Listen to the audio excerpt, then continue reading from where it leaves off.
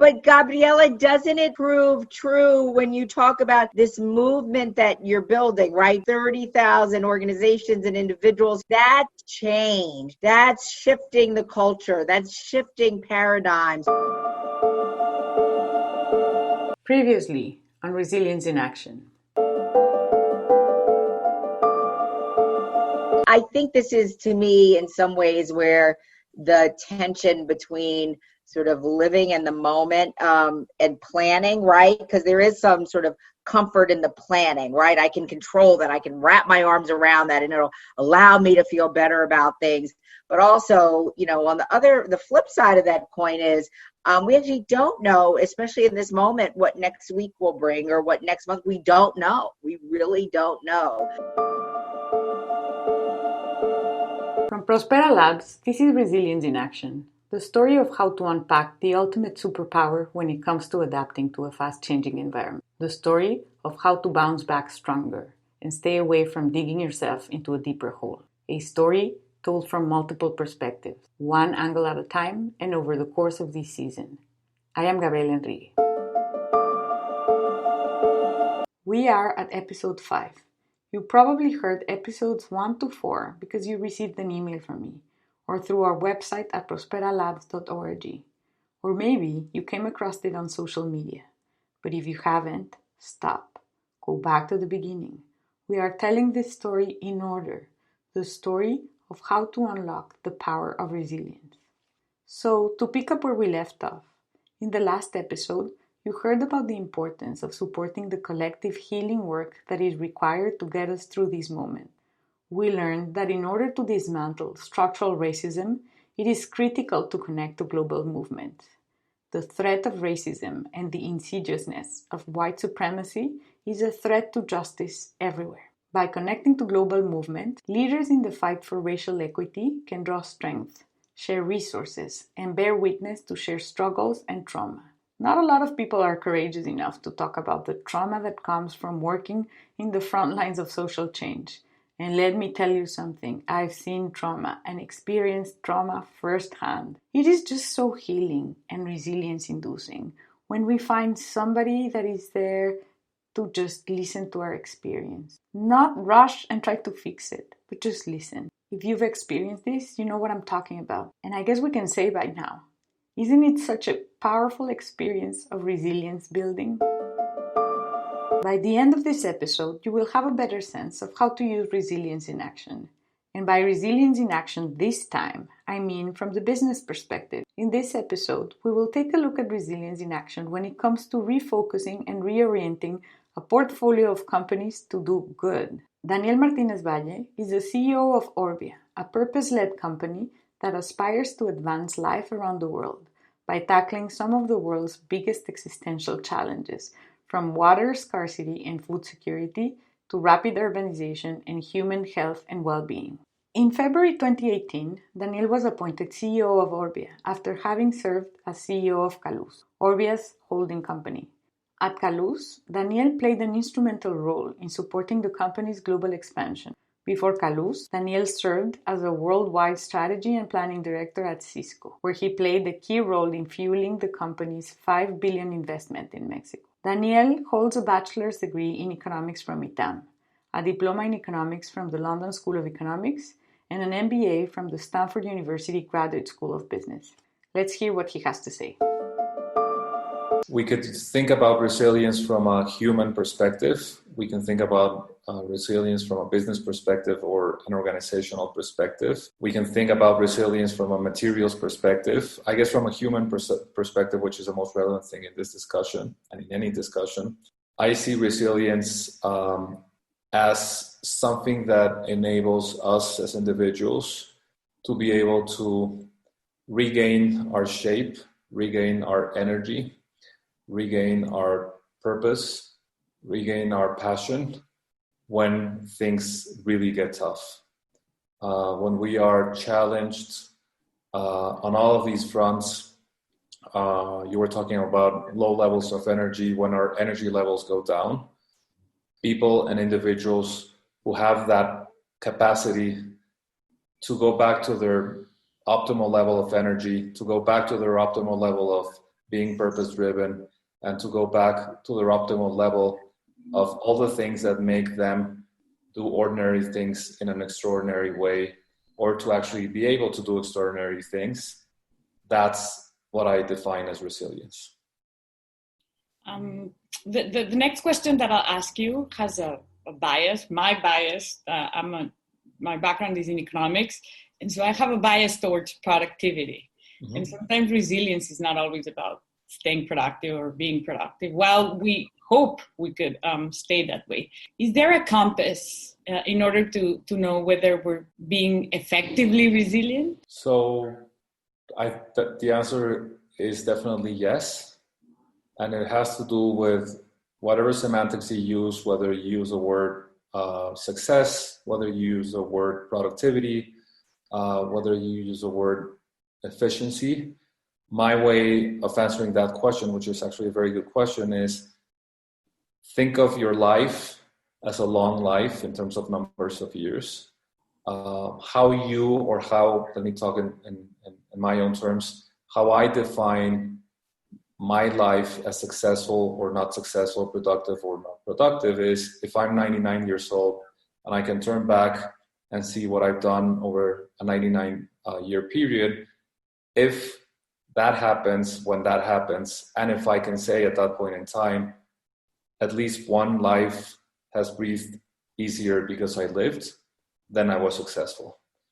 If you put that in the context of resiliency and resilience in action, if in the worst of times we can say we are helping and we are doing things in a way that results in one life that is able to breathe easier because we're doing things, then we can say we're being productive.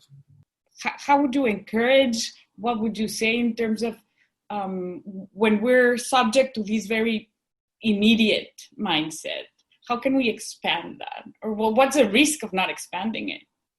So good question. And I think we can take it from two different dimensions or one of the two dimensions. You're talking about one of them, which is time. The other one, which is very relevant, is presence. And in both time and presence and being present or not being present, I think the most important word that we need to have in mind from a leadership perspective is whether we're transcending, whether we are actually leaving a legacy.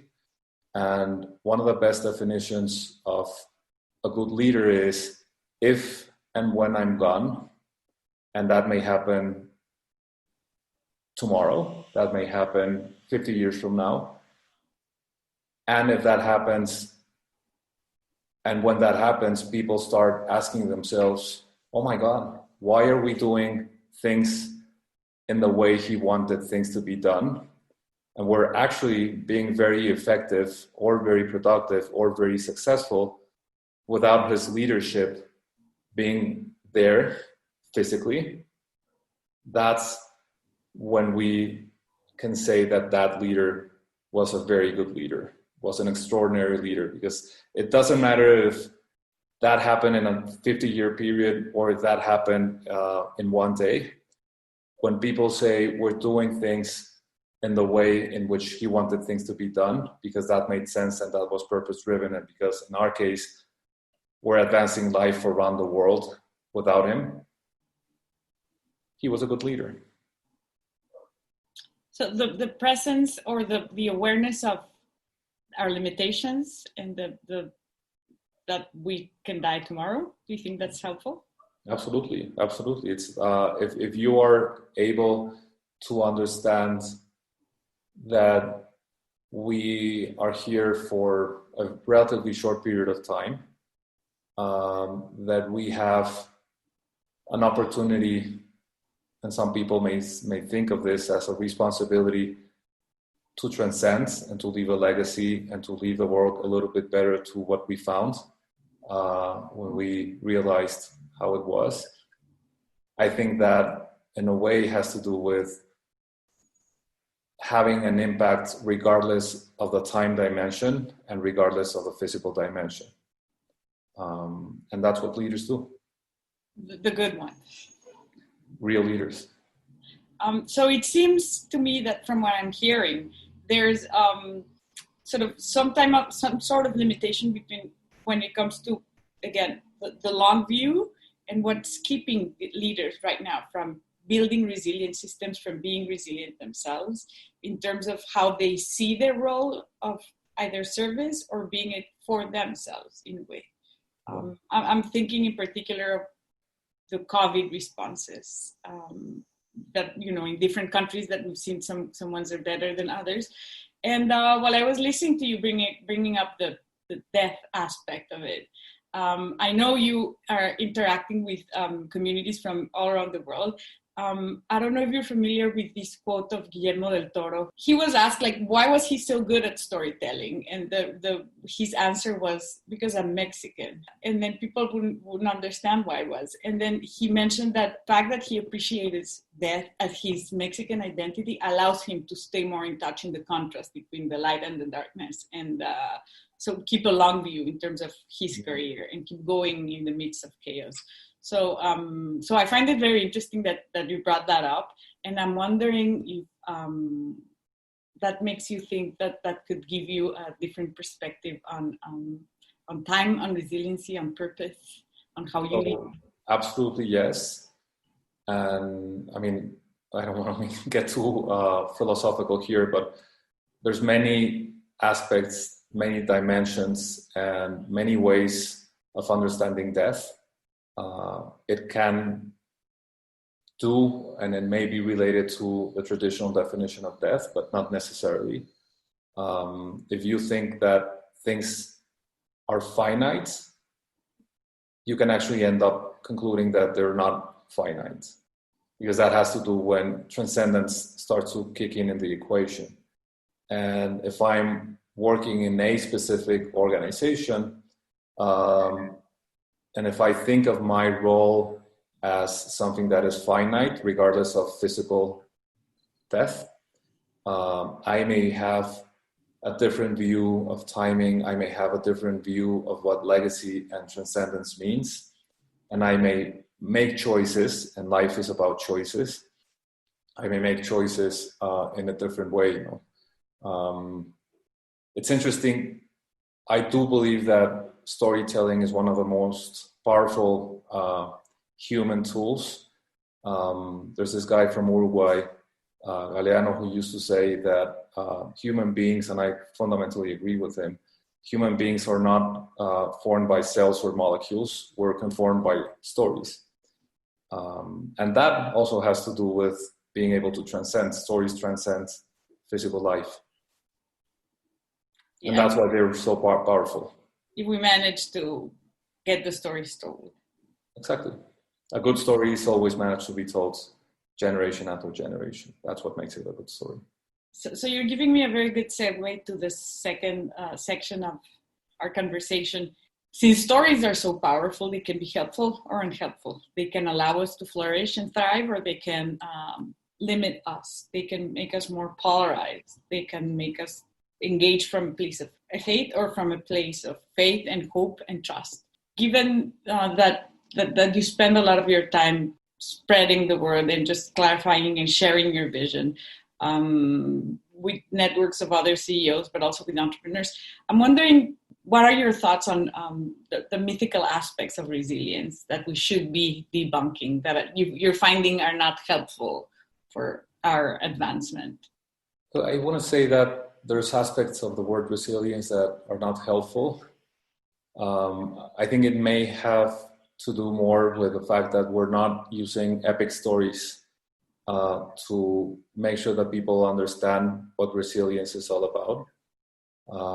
I think if people really come up with the right epic stories that can connect with people to truly understand, and leaving aside the mythical or the non-mythical component of how resilience and how the word is used, I think people will understand and will connect with the concept of resilience and why resilience is so relevant for individuals, for organizations, for countries, and for the world. I think having a resilient planet is absolutely something that we should all strive for. So in your view, we're not spending enough time or resources or energy just building these stories about not just the hero, but the community as a whole? And I think the answer is yes. And I think the building the story is not just about the narrative and not just about coming up with the ability or the capability to tell a story. It's how we're moving the needle in terms of being able to live in a world that is more resilient, or to live in a world or in a city that is more livable, a city that is more lovable, and a city that is more resilient. It's like we can have as many epic stories as we can imagine, but if that is not very, very closely tied to how we're moving the needle in terms of livability, lovability, and resilience, we won't be able to connect, and thus we won't be able to live in that livable, lovable, and resilient world. So it's a part of storytelling, but it's also a part of the reflection of what's actually happening. It's not a pamphlet. It's making it happen. Those people that are in these positions, that are thinking short term, that are thinking more about themselves rather than the whole, and spending very little time in terms of like different scenario planning or consequences of their actions and their words, and what do you think prevents them from themselves embodying resilience? One word that summarizes that barrier or that obstacle, and I think having a purpose is really, really, really key to have the ability and the strength and the energy to be a leader without qualifying the word leader. If you think about companies, if you think about organizations, if you think about individuals,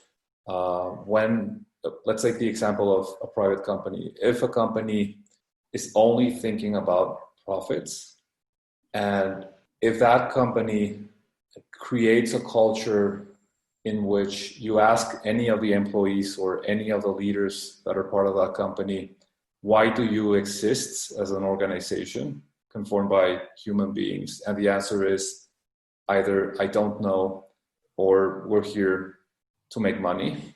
You won't have a reason to exist. Why do you go to work every day? Why do you spend 10 hours there?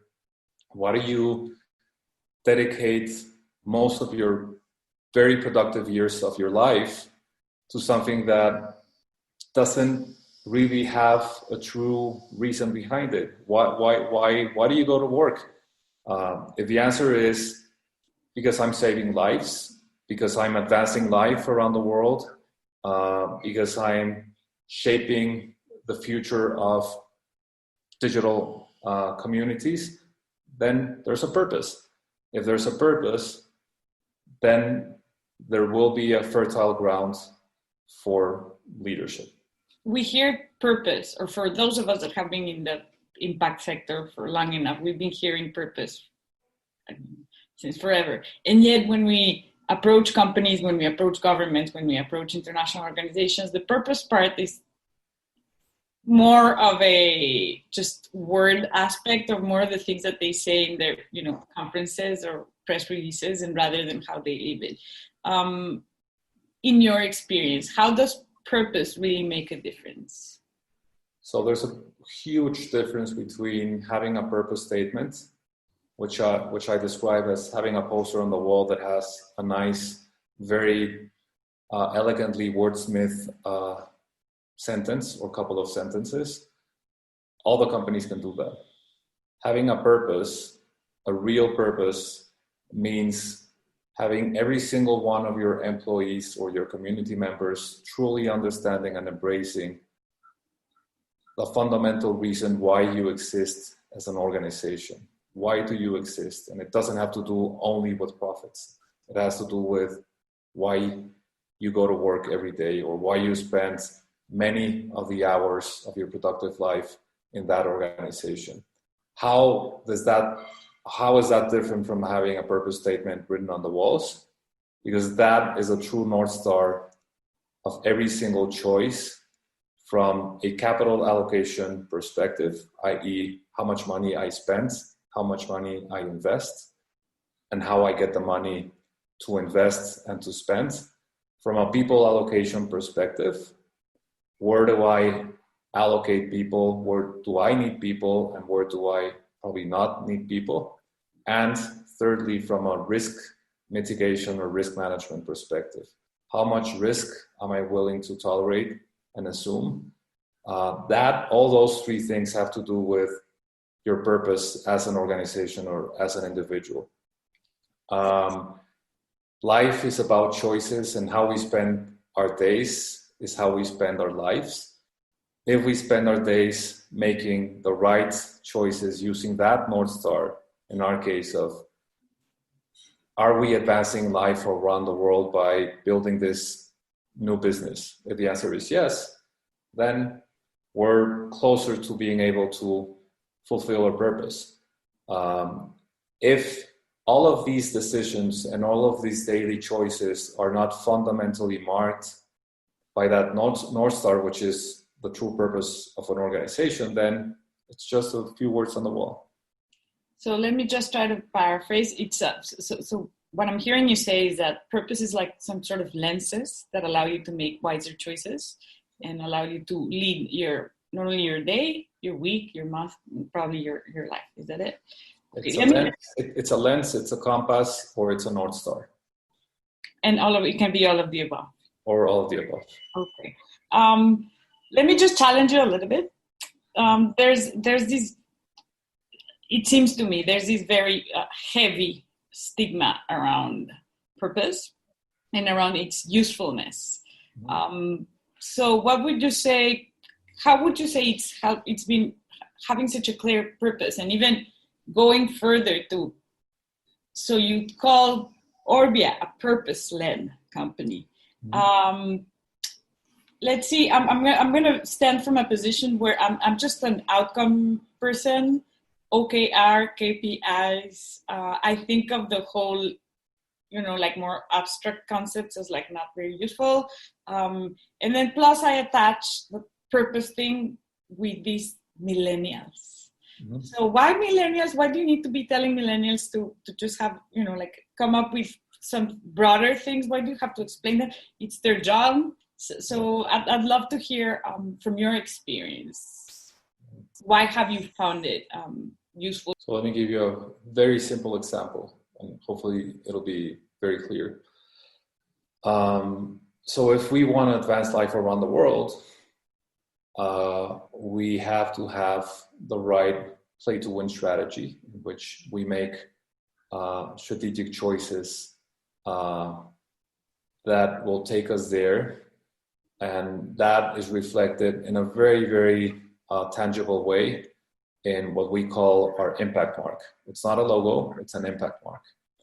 And if you look at what people would think is a logo, it's a series of circles, 3 circles, that depict the impact that we've had over the last 3 years in terms of profit, in terms of people, and in terms of planet. I'll just give you 3 examples for each one of these areas. So one metric that has to do with people is what percentage of women do we have in top management positions? We want to make sure that we keep ourselves honest. We are held accountable for moving the needle, and that's one of the metrics associated to people.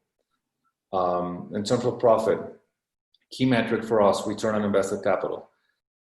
That's a clear indication of how much value we're delivering to our shareholders, because we're a publicly traded company. Even if we were a privately traded company, that would be relevant. But at the end of the day, in the way you see the logo evolving over time, every year we will have a different logo or a different mark that will show how our impact is moving. You will be able to see whether the return on invested capital is greater or smaller than the previous years. And then the last one, which has to do with planet, the example is how much waste we're generating and how much waste we're sending to landfills. Again, if we want to advance life around the world, we have to be a company that is clearly and keenly dedicated to having an impact on the right metrics from an economic perspective, on the right metrics from an environmental perspective, and the right metrics from a social or societal perspective. The specific example that I want to give you is, if we have a choice, going back to the fundamental aspect of life being about choices between investing in a new generation of refrigerant gases that has a lower warming potential versus a next generation of refrigerant gases that has a higher global warming potential, it's very clear that we will have a quote unquote different logo or impact mark if we invest in A versus B. And we may see trade-offs, and that's a whole different discussion about trade-offs in life, but if we may see trade-offs between profit, people, and planet, that's the wrong way to see it. If we use an integrative approach at looking at our investments and our decisions, then we would go to the option in which we are able to move the needle in a significant way, both in terms of people and planet and profit. And that's obviously conducive to having a lower global warming potential refrigerant gas in the future. So let me just try to summarize from the contrast I was trying to make. So what seems that happened in your case is that you, at some point, and I'm hoping you can share a little bit of how you came about to this point, but at some point you allowed yourself to lead from a broader perspective, to move from the, I would want to say, traditional way of leading profits, short-term return, to a more, not only longer view of yourself, your life, and what can you do at this moment in this position, but also from a company standpoint, not just look at one variable, but just look at the interaction of all these other variables. And you've seen that has helped you make sounder decisions, sounder choices. Yeah. And what at the end of the day, I think the reaction to that is we are trained, and that's why I was talking about trade-offs. We are trained, at least from a Western perspective, that life is always about A versus B, X versus Y. And this example might be too colloquial, but fish or chicken. At the end of the day, if we get out of this Cartesian way of thinking of the world and perceiving the world, and we actually think that we can integrate things and we can have fish and chicken at the same time, whether we're at home or in the plane, or we can have project A and project B executed, and we stop thinking about life as trade-offs, then we can effectively realize that we can do well and we can do good at the same time as a company. And there is not a trade-off between doing good and doing well. It's actually a self-generating kind of mechanism where if you do well, you do good, and if you do good, you do well, instead of thinking it as a trade-off. However, there is a cost to doing both. You need to... not in equilibrium, not over time. Not over time. No, this is what I want to say. What I've been able to appreciate over these years, just focusing on revenues, and it's going to be very important for the coming months. Just focusing on revenues and making short-term choices, it's actually easier and more straightforward. The speed at which, and I mean, I'm hoping you could disagree, but the speed at which you can make choices and just feel like you're leading your life and you're moving forward seems a lot simpler. And I don't know, like, what your experience has been, but moving from this place of just one variable, speed, force, whatever you want to call it, performance, to multiple variables, thinking about the complexity, living in the nuances and the gray areas. What I'm saying is just that trajectory, or that there's a cost, or I mean, you have to invest to really shift from one place to another. So I will only say yes in the context of you have to invest in terms of shifting your mindsets, shifting from a biased way of seeing things to a more integrative way of thinking. That requires time, that requires effort, that requires energy. But that doesn't mean that you have to let go of certain revenues or certain profits or certain EBITDA or certain net income, because you're thinking about people, planet, and profit. Okay. I can live with that. We don't know how longer we're going to be here. I do believe we have a responsibility to have a positive impact and to move things and advance things in the positive direction. And if we don't have that North Star of what transcendence means for us individually and personally, I honestly think it's a waste of our time and it's a waste of our life. We have a chance. We need to take that opportunity. We need to transform that opportunity into responsibility. And if we're passionate enough about seeing those things advancing, we'll make it happen. No question.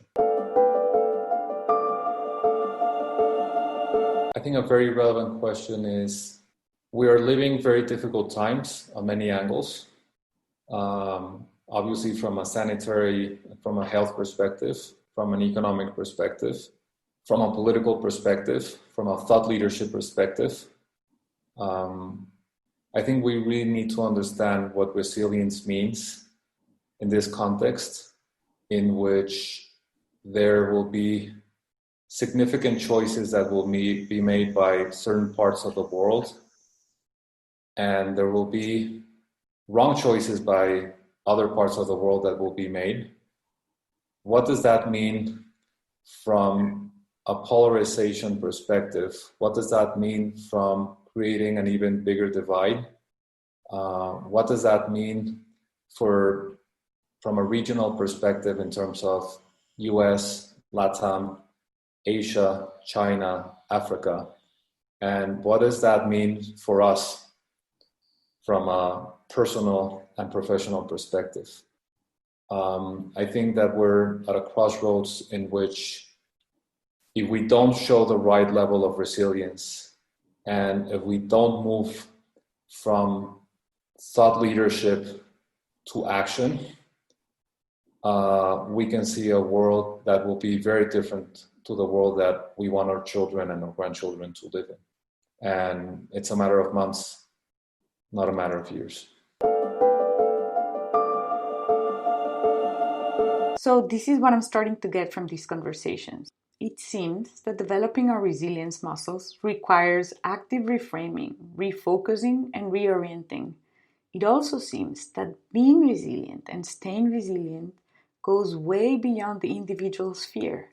Resilience is a superpower when it comes to business transformation. What I appreciate the most about this conversation with Daniel is his call to keep moving in the right direction and to the best of our ability. Here are 3 strategies he invites us to implement. 1. Fulfill your purpose by reframing challenges into opportunities for growth, those that will define how we live and thrive today and in the future. 2. It's about moving away from a biased and overly simplistic way of looking at life and business and into a more integrative approach where we consider a larger set of variables as we make decisions. Or, how he brilliantly puts it, it's about moving away from fish versus chicken and into fish plus chicken and even lamb. 3. Life is about daily choices. We can make the right choices in terms of what products we buy and how we invest our time, energy, and attention. And this is how we get to move to resilience in action. Many of you would agree with these strategies, and sometimes the bigger question is how to make that happen. Here is one easy first step for you and a good place to start.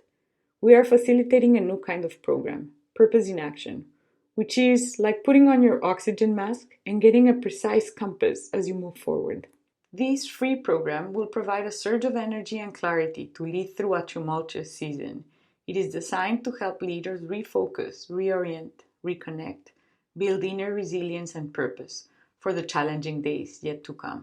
You will have the opportunity to build fellowships with other leaders doing their best to meet this moment with strength, grace, and authenticity. You will leave with greater awareness of personal habits and strategies to be the leader you want to be. Learn more at prosperalabs.org/purpose in action.